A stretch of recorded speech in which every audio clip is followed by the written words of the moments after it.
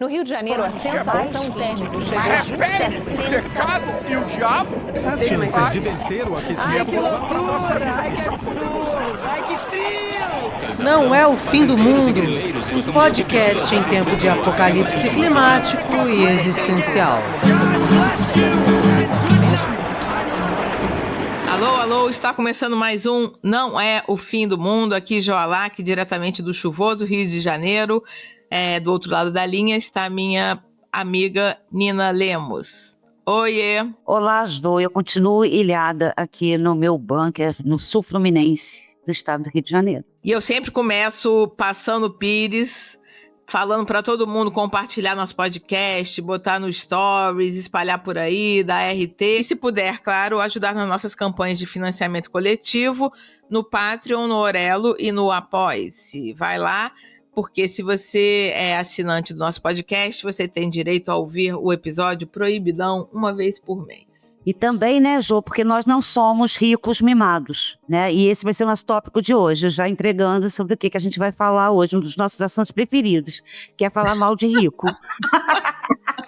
Até porque a gente está numa semana icônica que Odete Roitman foi assassinada, né, Nina? Não tô acompanhando. Nina, antes da gente falar desse nosso tema preferido, bora falar um pouco da flotilha e os desdobramentos desde a semana passada? Vocês já devem ter visto, todo mundo já esperava também, que a flotilha que estava levando ajuda para Gaza, obviamente eles foram presos por Israel, isso era esperado por todo mundo. Agora, Jo, o que eu acho mais surpreendente de tudo isso, de novo, não sei nem se é surpreendente, que a gente já sabia, mas assim, a Greta Thunberg, nossa musa, ela continua divando. Eu sei que essa é uma palavra que ela não gostaria, que não é justa com ela, que ela é bem mais que uma diva. Mas, pelo amor de Deus, que menina, né? Ela foi muito incrível. Não sei se você viu o discurso que ela fez depois que ela foi liberada e chegou na Grécia. Você chegou a ver? Vi. Cara, ela foi muito maravilhosa. E ela é muito focada, né? E o muito incrível é que ela deixou muito claro, assim, né? Todo mundo estava denunciando que as condições dos presos eram péssimas, que ela teria sido obrigada a beijar uma bandeira de Israel, que ela tinha sido super maltratada e humilhada, o que eu acho que é verdade, né? E quando começaram a entrevistar ela, e ela falou, não, eu poderia ficar horas aqui falando sobre o que eu sofri, mas não é isso que importa. O que importa é o que está acontecendo na Palestina. E outra coisa que eu achei maravilhosa é que começaram a gritar, né? Vocês são heróis, vocês são heróis. Ela falou, não somos heróis. A gente só está fazendo o mínimo. É impressionante, né? Como ela é focada, cara. Ô, Nina, isso que você está falando da Greta tem tudo a ver com um livro que eu estou lendo, que eu estou obcecada, que é um livro que chama Vítimas Perfeitas, de um jornalista palestino, Muhammad al-Kurd, não sei, enfim, se a pronúncia está certa, que eu já tinha visto ele falar sobre esse conceito dele num Reels, e daí depois eu descobri que era um livro que acabou de chegar, porque eu fiquei obcecada, e acabou de ser lançado, que ele fala sobre a política do apelo, como numa situação como essa, os palestinos têm que ser as vítimas perfeitas, que eles têm que ser bonzinhos, levar os gatos, entendeu? Para eles terem a atenção do mundo, tem que ser mulheres e crianças. Ele conta que a avó dele, quando ele foi escrever sobre a avó dele, que tinha sido expulsa da casa dela na Nakba, né? Falavam para humanizar a avó, então ele tinha que sempre retratar a avó como uma velhinha fofa, sabe? Nada que a avó falasse que diminuísse ela ser uma pessoa perfeita, tudo ele foi apagando, entendeu? Assim, se ela falava alguma coisa que era meio politicamente correta, ele omitia, porque os palestinos têm que ser a vítima perfeita, tipo assim, eles não podem ter nenhuma mácula para você prestar atenção na humanidade deles. E ele fala uma coisa muito legal sobre essa coisa dos passaportes, entendeu? E eu acho que a Greta, ela saca muito isso, né? E como... É claro que ela é super, né? Ela e todo mundo que tá na flotilha são super inspiradores e bravos, né? Mas eu acho que quando ela fala isso, não, aqui ninguém é herói, ela justamente está querendo evitar isso de repente, os cidadãos que não são os palestinos, né? Que têm passaportes melhores, terem mais atenção do que todo mundo que, nessas últimas horas, morreu uma galera lá. Enfim, continua, né? Apesar do possível cessar-fogo, continuam matando todo mundo. E ele fala uma coisa muito... quando ele vai falar sobre isso, ele lembra da morte de uma jornalista palestina, que era a Shireen Abu Adak, que foi acho que em 2022, que era uma puta jornalista da Al Jazeera e que foi assim, uma das primeiras grandes jornalistas aí a campo, mulheres, e daí quando ela foi assassinada em 2022 pelo exército israelense, todo mundo quis logo falar, calma, ela tem isso tem que correr o mundo porque ela tem um passaporte americano, ela é cidadã americana, porque ela era palestina e tinha conseguido, né, um passaporte americano. E ele falava como ele não queria noticiar isso, entendeu? Como era ultrajante para o mundo se sensibilizar, você tem que falar que aquela pessoa tinha passaporte americano. Então, eu indico esse livro para todo mundo e eu acho que a Greta e todo mundo lá da flotilha, eles entendem, né, a importância dos atos que eles, né, deles, mas eles realmente são muito preparados mesmo, né? Pra, tipo, quando a galera fala herói, a pessoa fala, não, calma aí, isso aqui não tem nenhum herói, né? Assim, é muito... Cara, eu acho que a Greta nem é preparada, sabe? Acho que ela é gênia mesmo.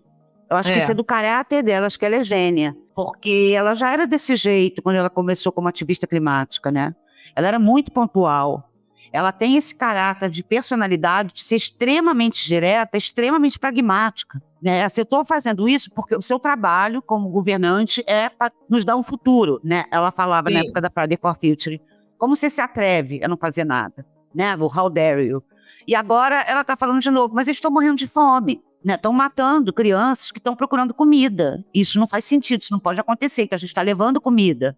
Eu acho que ela tem um jeito muito prático, assim, de ver o mundo, e isso que você falou, né? Em nenhum momento ela se coloca como branca salvadora. E uma coisa que eu fiquei vendo também no submundo das internets é como essa mulher é massacrada, né? De novo. Como ela põe quantidade de ataque de ódio que ela sofre, sabe? Como ela incomoda. O Trump falou mal dela de novo, que ela era louca, você viu? E ela respondeu, você também o que você tá falando? Você é um desequilibrado, né? Que eu acho que o mundo inteiro olha pra ela e pensa, sabe? A pergunta que ela fez do como você se atreve, eu acho que o mundo tá sempre olhando pra Greta e falando como você se atreve. Você é menina, só tem 23 anos, é autista, sabe? E você era bonitinha escolar, né? Como a gente já falou aqui em outro episódio. Você não era ativista climática? E ela fala, mas eu continuo, né? O que eu faço é a mesma coisa. O meu ativismo não mudou em nada. Entrevista que eu vi com ela, que quando perguntam sobre a diferença do ativismo climático, o ativismo que ela está fazendo agora, que ela fala que não tem nenhum, porque você querer salvar o mundo só para pessoas brancas, esquecendo os palestinos, ou os índios, ou a população preta, seja qual seja a população, não, é para todo mundo, né? Então, na hora que ela quer salvar a vida, ela tem que salvar a vida palestina junto, não pode deixar para trás ninguém, né? Então, tem todo sentido isso. Nina, e os brasileiros também já estão a caminho do Brasil, né? E o Miguel Viveiro de Castro, que é um carioca, que é um cineasta que também estava em um dos barcos que também está voltando, ele mandou lá da Jordânia um relato sobre isso que você estava falando, de como realmente eles estavam lá presos e sofrendo maus tratos. E eu acho que pelos relatos, né, você vê que eles focaram muito nela, né? Tipo assim, porque ela, de alguma forma, simboliza a potência dessas 500 pessoas e ela é, né, a mais conhecida e tal, mas que apesar disso, de tudo, né, como eles viram que os palestinos que estavam presos na penitenciária que ele estava eram muito mais maltratados, era uma coisa horrorosa. Essa galera também, eles têm a missão de trazer esses relatos, né, e eu vi um dado que eu acabei nem pegando aqui para falar, mas assim, um dado de como essa última missão da flotilha, como ela viralizou e o volume de interações no mundo todo, na internet, foi um negócio nunca antes visto. Tanto que a Europa se levantou, né, Jô? Tem manifestação todo dia na Europa inteira. Eu acho que essa segunda flotilha foi um turning point, assim. Acho que foi, tipo, a última gota, sabe? Para as pessoas gritarem, não aguento mais, e mais gente para a rua, direto, ir para a rua todo dia. Eu acho isso. Posso estar enganada, mas eu acredito que sim. Agora vamos falar mal de rico, para a gente se distrair? Enquanto as guerras continuam e o mundo vai indo ladeira abaixo, a gente vai vendo que realmente a coisa tá feia. Há uns 10 dias atrás, um instituto que também estuda as mudanças climáticas, ele tinha criado uma tabela dos limites que o mundo não poderia ultrapassar para não dar o grande ruim, né? Há uns 10 dias atrás, eles anunciaram que agora dos dos 9 itens que a gente não podia fazer cagada, 7 já quase fudeu tudo, entendeu? Que é desmatamento, né, mudança climática, extinção dos animais, qualidade do ar, falta de água doce, poluição de microplástico, os oceanos cada vez mais ácidos, e ainda tá meio de boa, assim, vários desses itens já, tipo assim, fudeu geral. Mas ainda não tá tão preocupante assim os aerosóis na atmosfera, e eu achei super bizarro que a camada de ozônio deu uma segurada, assim, que era o grande medo. Jô, Né? Fala. não só deu uma segurada, como ela tá se recuperando. Pois é. Saíram várias matérias essa semana sobre isso. E isso é para ver que algum esforço adianta. Às vezes, as pessoas param, as pessoas dão um escândalo, as indústrias se adaptam, alguns produtos são proibidos ou adaptados, e tem até a solução. Né? A gente não acredita muito que vai ter solução para todos esses itens dessa lista da morte, do testamento da Terra, porque a Terra já está muito morta, né? Sinais vitais, ela está respirando por aparelhos. Sim. Totalmente. Mas a camada de ozônio rolou esse milagre. Essa pesquisa é do Instituto de Potsdam, na Alemanha, que é super sério. E outro dado, assim, que a gente sabe, já cansou de falar aqui, mas a gente sempre vai repetir, é que os principais culpados pela Terra estar morrendo, respirando por aparelhos, na UTI, são os ricos, né? Não somos nós. O que não quer dizer que a gente não tenha que fazer esforço. A gente tem que fazer sim, claro. Mas eles são os grandes culpados. 1% mais ricos emitem no total mais carbono do que o resto dos 66% mais pobres. Tipo assim, 1% polui mais do que 66%. Segundo um estudo do Oxfam, até que você já citou ele aqui, Jô, divulgado em janeiro, em 10 de janeiro desse ano, os 1% mais ricos do mundo já tinham gasto a sua cota de CO2. Eles gastaram em 10 dias. Eles torraram tudo. Em 10 dias. Enquanto isso, os 50% mais pobres levariam 3 anos para acabar com a cota deles. Como é que será que está a nossa cota? Acho que a nossa cota está bem ok, entendeu? Também acho que a gente tem uns 2 anos ainda, ainda segura os 2 anos de cota, com certeza, a gente polui muito pouco. Eu acho que tem uma coisa boa no debate hoje, que é isso dos super ricos e dos milionários. Muitas vezes parece que é um tabu, né? Que se você falar mal do rico, você tem inveja, que você não tem dinheiro. Mas recentemente aqui no Brasil, com todo esse debate em torno do imposto de renda, que está para ser aprovado agora no Senado, né? E da taxação dos super ricos, taxação dos bancos, bets, né, e dos bilionários, todo esse tema, eu acho que isso está deixando um pouquinho de ser um tabu. Eu vi em pesquisas recentes que a maioria das pessoas é a favor da taxação dos super ricos, por exemplo, que era uma coisa que muita gente, né, tenta deturpar para falar aí, como se fosse crime, achar que a gente está criminalizando a pessoa que está gerando empregos, né? Você vê a direita falando que os ricos, se forem taxados, vão sair do Brasil e tal. Tem Saiam, todo, né? Podem sair, né? Vai ser ótimo pro país, gente. Tchau. Outro dia eu vi alguém falando isso, que os amigos ricos iam sair, daí era algum podcast, sei lá, e daí o interlocutor virou e falou assim, quem? Daí o cara ficou meio olhando pro além, falou assim, depois que ele ficou pensando que ia falar, e falou, não posso falar por motivos confidenciais, entendeu? Então fica sempre esse apavoro, e agora o jogo deu uma virada, né, assim, na opinião pública, né, assim. Eu acho que no mundo inteiro, Jô, e eu acho que em parte também por causa das mudanças climáticas, porque eu acho que isso está muito descarado, você não acha? E porque eu acho que esses ricos atuais, os super ricos atuais, eles são muito ricos. E com rede social, com o grau de informação que a gente tem hoje, isso fica muito claro. Tipo, o Jeff Bezos lá com o foguete, isso é um escândalo. Você não acha que eles estão mais ostentando do que era no passado? Eu acho, porque eu acho que o mundo vai, apesar de tudo, né? Apesar que o certo seria a gente falar, gente, esse estilo de vida deu ruim, vamos modificar tudo. É como se os dados apontassem numa direção e o mundo todo, com esse hiperconsumismo, vai indo na outra. E cada vez mais, para você ser rico, como as pessoas vão tendo acesso a mais coisas, o rico tem que ficar sendo o diferentão, e daí a riqueza dele já não basta. A gente já falou aqui, né, que antigamente primeira classe era um lugarzinho melhor, agora primeira classe é um negócio, você vai usar 5 looks, vai ter que comer 7 refeições, né? Vai virando uma coisa que como se fosse assim, quando o bem-estar de uma camada ascende, daí os super ricos têm que ir mais para frente para eles serem os diferentões que têm acesso ao que ninguém tem, né? E acho que até a primeira classe, com rede social, com tudo isso, todo mundo posta na primeira classe, né? Todo mundo não. Os ricos, né? E nem aí vira uma coisa que nem é mais tão exclusiva, vira uma coisa que todo mundo já viu como é. Aí o super rico tem que ter o jatinho. Aí ele tira foto do jatinho. Aí você tem que ter o quê? Um jatinho maior. Aí você tem que ter um super iate. Aí você tem que ter um foguete, né? Porque o limite não existe mais limite para você ser diferente do outro, você ser exclusivo. Você tem que ter a sua ilha. Você tem que ter, né? Eu acho que, de certa forma, as redes sociais e a exibição de riqueza nas redes sociais, que é uma coisa horrível, meio que popularizou a riqueza. Você entende o que eu tô falando? Faz sentido? Sim, entendo. Entende? O que eu tô falando é assim, é claro que a gente nunca vai andar de primeira classe. E nem é uma coisa que eu desejo. Você deseja? Não, se alguém me desse e falasse, quer ir na primeira classe... eu ia não seria também, uma coisa que eu ia... Nunca. Sim. Eu já não... Eu gostaria que um avião fosse rápido. Eu vou odeio avião. Sim. Eu não vou nem na esquina, tô falando que... Imagina. É, claro que a gente iria, mas não é uma coisa que eu queria ter essa experiência. Sim, não, que é o mesmo, exatamente.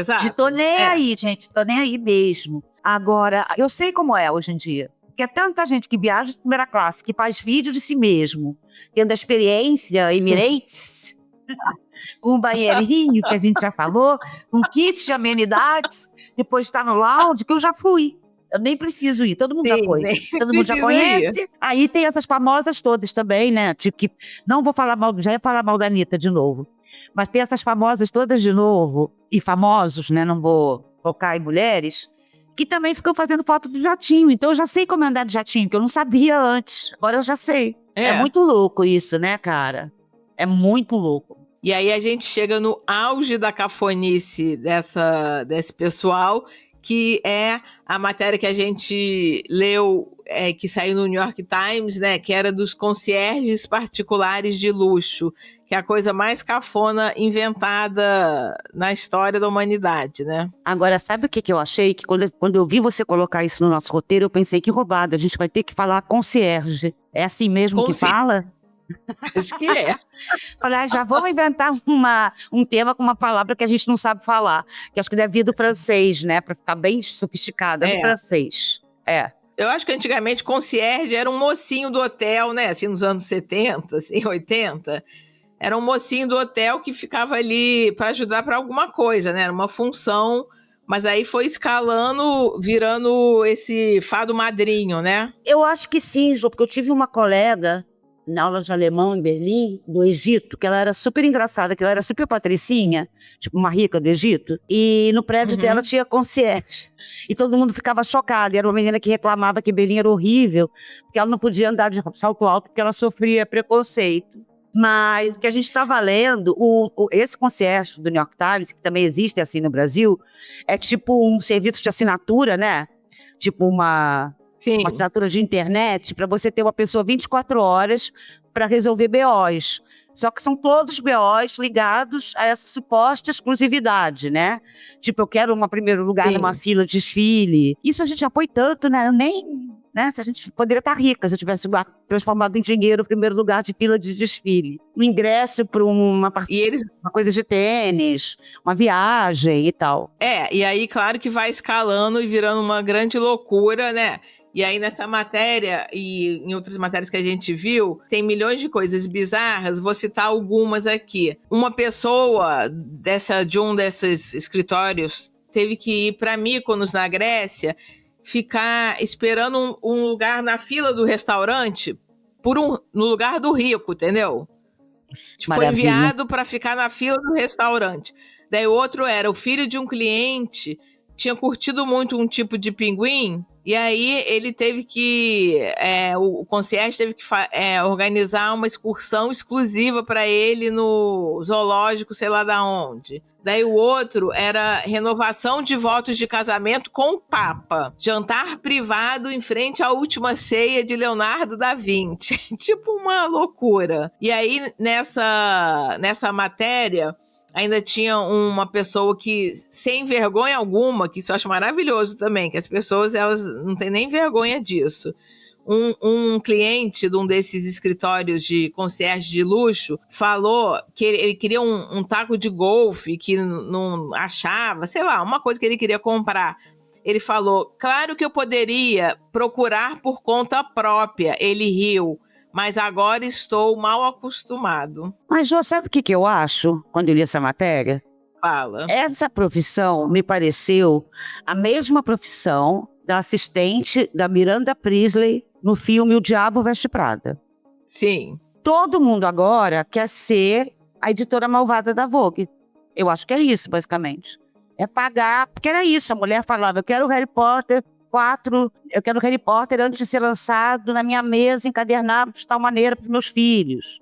Você sentar lá no meu lugar. No Brasil já tem, né? Eu também já vi uma entrevista com uma concierge brasileira. Eles bombam de trabalho no Brasil. Eles trabalham muito com gringos também, quando querem fazer viagens exclusivas no Brasil. Que é o tipo de experiência de fechar o Cristo para fazer um brunch. Aí eu amei que essa mulher do Rio, que parece que era concierge no Rio, não, de São Paulo.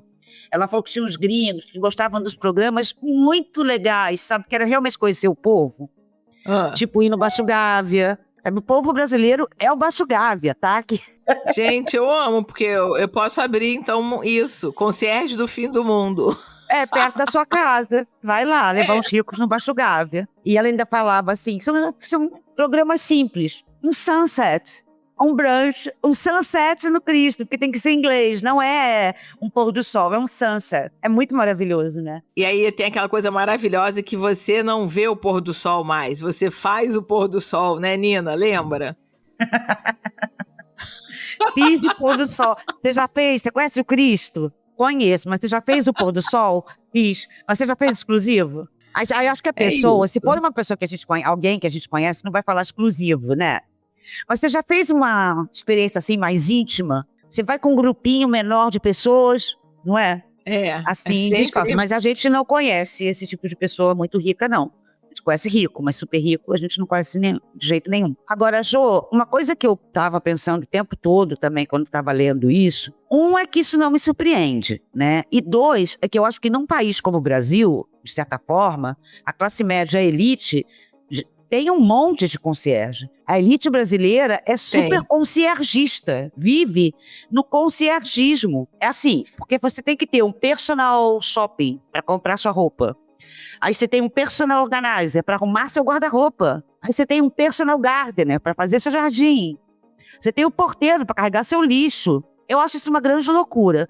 Então eu acho que o concierge é uma etapa a mais dessa loucura que o Brasil já vive, de certa maneira, sabe? Você não acha? Eu acho que o Brasil é esse país que não consegue, né, se livrar dessa construção colonial, né, e dessa desigualdade de renda. Tudo aqui, né, é com muito sufoco, né? Qualquer pequena mudança nessa estrutura é com muita luta para andar um passinho, né? Mas é realmente mas, assim, uma coisa que está na sociedade, realmente, entendeu? Né, assim... muita gente que a gente conhece, né? Tem muita gente que almeja ganhar muito dinheiro. Por que almeja ganhar muito dinheiro? Por que quer ter tanto dinheiro assim? Que conforto é esse que essa pessoa está buscando? Eu acho que é um conforto que é muito de ter a vida conciergizada, sabe?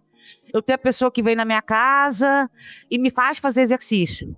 Porque eu não consigo nem sozinha andar até a academia. Aí eu tenho alguém que vai tirar meu lixo, aí eu agora vou ter que alguém que vá ao cinema, ficar no lugar para mim, que eu não duvido que uma madame, não vou mais falar que é de São Paulo, porque pode ser de qualquer lugar do Brasil, não põe uma babá numa fila? Ou um motorista, Jô? Não coloca? Com certeza. Então eu acho que já é uma sociedade muito conciergizada, sabia? Nina, e o iate do Botox? Você também pode assinar, né, fazer uma assinatura de ter um concierge de saúde. Só que esse concierge de saúde, obviamente, ele também é um concierge estético. Então, ele pode ir te atender e fazer um botox na sua casa. A dermo vai na sua casa. É dermo que fala ou dermato? Dermato, né? A minha dermato, a dermato vai na sua casa e tal. É que tudo tem um nome, é Nutri, personal, né? Tudo tem um apelidinho, né? Tem uma nova moda nos Estados Unidos, claro, que é fazer botox no barco, que chama Botox. Não sei como falar isso. E que eles falam, cara, é muito maravilhoso, que eles falam assim, que é super seguro, porque o barco, ele fica no porto, pra não balançar. Ah, não acredito. Te juro, Então com o por barco que não? parado. Pra você Ué? se encontrar com as suas amigas, ficar tomando champanhe no barco. Entendi. Aí o seu personal médico vai lá, te faz um botox. Aí vocês dão uma volta. Aí na hora de fazer o botox, tem que parar, porque senão o botox Tem que pode ser parar. errado. É tipo uma festa de botox Gente, que e iate. loucura. E eu tava lendo super iate, esses iates de milionário, tipo iate desses Aham. super ricos, tipo Essa galera. Mark Zuckerberg, Jeff Bezos e Elon Musk, eles são mega poluentes, né? De acordo com um estudo da Oxfam, um mega iate médio emite 6.252 toneladas de dióxido de carbono por ano. Em comparação, a Oxfam observa que um residente médio do Reino Unido levaria 866 anos para ser responsável por esse nível de poluição. Não dá. Que Não dá. isso? Como Não, é que e aí- pode, Jô? Por ano. Então, se cada um que tem um iate desse por ano polui o que uma pessoa, não como a gente, que a gente poderia ser considerado um britânico médio, demora, tipo, 860 anos para poluir. Tipo, gerações e gerações da nossa família. E a gente ainda preocupado com a porra da sacolinha de plástico. Então, assim, aí alguém vai falar que a gente tem inveja de milionário? Não, a gente tem raiva. Eles estão Sim. destruindo o mundo, gente. É uma raiva justa. É um fato. Mas agora vamos falar de um outro assunto maravilhoso. O pudim. Nina, você tá perdendo todo esse flash mob do pudim em Berlim? Tô muito apegada, gente. Eu tô muito apegada. A gente tá falando do pudding mit Gabel, traduzindo pudim com garfo. Não sei se vocês viram isso, eu tô muito apegada. Os jovens da Alemanha tiveram essa ideia maravilhosa, que eu acho realmente maravilhosa, de ir pro parque se encontrar para comer pudim com garfo. Ninguém sabe muito de onde surgiu ainda. Foi na Alemanha, alguma cidade pequena, parece. Mas sabe o que eu vi? Parece que surgiu, mas isso não é confirmado, tá? Porque ninguém sabe direito. Um cartazinho no parque também. Tipo, vamos nos encontrar para comer pudim com garfo? E aí foram fotografando também e espalhou em mídia social. E as pessoas se encontram e, de fato, ficam comendo pudim com garfo. Eu perguntei pra Esk hoje, a Loucura. menteada, se ela tinha ido, ela não foi. Mas em Gente, ela Berlim... perdeu. Mas vai ter mais, Jô. É uma febre, tem que estar espalhando pela Europa inteira. Daqui a pouco vai chegar no Brasil. Tem vários eventos. Agora, em Berlim, são do controle quase, né? Porque marcaram no domingo e 1.000 pessoas foram. Que loucura. Eles ficam lá no parque, comendo pudim com o garfo, rindo, filmando aquilo, e depois eles brindam com o garfo e tal. Eu vi um vídeo, eu adorei, sou super a favor do pudim com garfo. Achei os jovens ótimos. E esse que eu vi de Berlim, eles no final, gente, quando eles acabavam de comer o pudim, eles ficavam gritando, que é um slogan famoso da Alemanha, Ganz Berlin hasst die AfD, que é toda... Berlim inteira odeia a AfD, que é o partido de extrema-direita. Amo, gente. Então eles eram de esquerda. E aí eles falavam orientação ideológica, aqui, Gegenrechte, que é contra a extrema-direita. Aí eles falavam, nós somos os garfos contra a extrema-direita. Só amor. Amo. Agora, quando essa febre chegar aqui no Brasil, vai ser diferenciada, porque eu vi, é um pudinzinho tipo um Danette, né? Do supermercado, né? É um flan, né, João? Bom É um e velho. Flan da nossa época, que tinha esse nome, flan. Quando chegar aqui no Brasil, vai ter essa guerra, porque aqui já tem a guerra de pudim, né? As famílias fazem competições de quem é o melhor pudim, aquele pudim maravilhoso de leite condensado, que eu sei Eu que... amo. Eu sei que nem é chique, mas eu gosto quando ele fica com furinho. Parece que com Não é furinho é que chique? deu errado, né? Jura? Eu amo com furinho também. Eu amo com furinho, mas o furinho indica que o cozimento aconteceu, sei lá das contas, sei lá. O pudim perfeito não tem furinho, mas eu amo pudim de furinho. Eu amo pudim Então, acho que de quando- leite. E eu quando amo ver eu vídeo amo. no TikTok de competição de pudim. Outro dia eu vi Amo. que era tipo um desafio, que uma pessoa fez um pudim de 5 quilos. Aí tipo era uma forma Que gigante. isso? Era uma forma gigante. E aí fica toda a família em volta para ver se vai conseguir desenformar. Aí correm várias pessoas, vira um grande evento, né? Vem aqui, tira um pouquinho daqui. Aí quando sai, assim, é uma grande comemoração. É tipo quando volta a luz e todo mundo começa a gritar, saiu o pudim! Amo. Saiu. Adoro vídeo de pudim no TikTok. Agora, João, você sabe fazer pudim de leite? Eu sei, eu só não faço muito pudim de leite, porque fazer a calda é chato, né, assim, entendeu? Pra, né, a calda ficar boa, dá um trabalhinho, e eu moro sozinha, se eu fizer um pudim de leite agora... Pudim de leite é muito fácil, gente. Eu como todo, eu como o pudim inteiro. Ah, eu a também. calda. Eu A nunca calda é consegui chato. fazer um bom, porque eu não sei fazer a calda. Aí uma vez, lá em Berlim, eu roubei. Tinha uma calda de caramelo comprada no supermercado, pronta. Aí eu Pronto. botei... Não, não é pronta. Porque aí a calda de caramelo, o negócio é a espessura do caramelo, que ela não pode entrar Entendi. dentro do pudim. É, Entrou, aí ficou um pudim de caramelo. Ficou bom, mas virou um pudim de caramelo. entendi. Agora, a gente podia não, criar se um eu- se eu- evento. Se um dia a gente fizer um encontrinho de fim do mundo, pode ser. Fala. As pessoas fazem pudim de leite na sua casa e leva pro encontrinho pra gente comer de garfo, que aí mistura as duas culturas. Por favor, por favor. Não é uma boa ideia? É maravilhosa. E enquanto a gente não faz nosso encontro Fim do Mundo, a gente tem uma agenda para indicar para nossos ouvintes, né, Nina? Que Muito mora em São especial. Paulo. Agenda muito especial. Vai ser a Invasão Vange, né, Nina? Vange é nossa amiga, querida, gênia. E assim, para os jovens, eu vou dar uma ref, como vocês falam, e todo mundo vai lembrar. Sabe a icônica novela Vamp, que depois passou no Viva, e todo mundo virou cult? A Vange, nossa amiga querida, feminista, maravilhosa, gênia, ela que cantava a música Noite Preta, gente. Calada Noite Preta. Calada E Noite depois Preta. a Preta Gil gravou, né? Ela era de uma banda antes da sua carreira solo, que Nossa, chamava Jô, Nau, que a gente amava. Jô, a gente era muito fã do Now. Sabe que eu acho que Era. eu nunca tive essa conversa com a Vange? A gente nunca teve. O Nau vai tocar. Que maravilha! A Vange morreu há mais de 10 nesse anos, encontro. é uma grande tragédia, ela nos deixou muito cedo. E ela era nossa amiga, e eu nunca conversei com ela sobre o Now. Nunca falei, eu era fã do Now. E aí, se você está em São Paulo, a partir do dia 11, durante 2 semanas, bares, teatros e ruas de SP serão tomados por música e literatura, luta e festa para celebrar a vida, a arte e voz da Vange Leonel. Então vamos mandar um beijo para o Pedro Alexandre Santos, que está organizando, nosso amigo. E para a Sil, Nosso companheira, love. esposa da Vange, maravilhosa, que a gente ama muito. É isso, gente. Viva a Vange e até E semana que como um vem. pudim. E como um pudim de Como um leite, que é pudim. muito bom. No Rio de Janeiro, a sensação térmica chegou a Repete o 60. pecado e o diabo. As chances de vencer o aquecimento global para a nossa vida são Não é o fim do mundo. Um podcast em tempo de apocalipse climático e existencial.